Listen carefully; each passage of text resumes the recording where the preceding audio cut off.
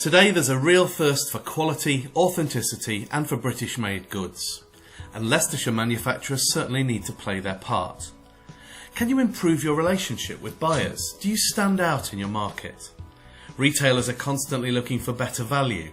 Is your business standing still or striving for improvement? So what are retailers looking for when deciding which textile manufacturer to use?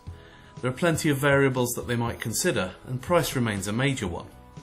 Some large volume retailers will still want to source cheaply, so they may accept the long lead times and large orders required by sourcing from countries in Asia and the Far East. The middle of the market is becoming more aware of the real cost of outsourcing and consequential potential impacts on lead times, quality, reliability and consistency of product.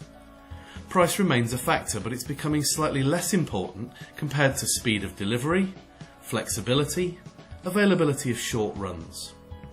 So if you're not competing on price, it's no longer a race to the bottom. The flip side of this is that it's not just the product that needs to be of high quality.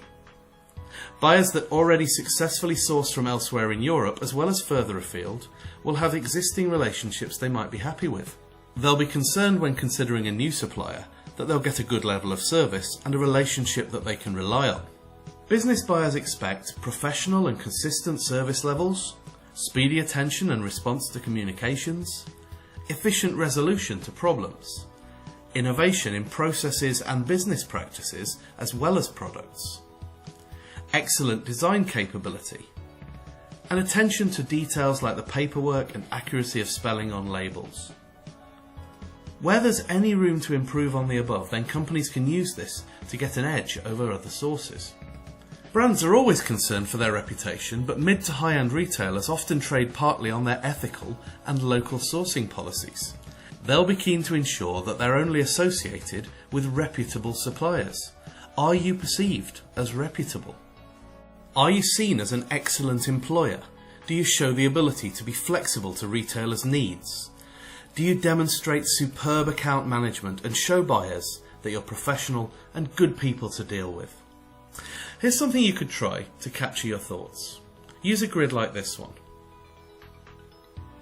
In each column, put scores out of 5. In the importance to client column, 5 means a potential buyer would find this essential, and a 1 would mean that they were hardly influenced by it. In how we perform, score your company's ability to perform at that variable, and here 5 means brilliantly, and 1 would be that we don't do it at all well.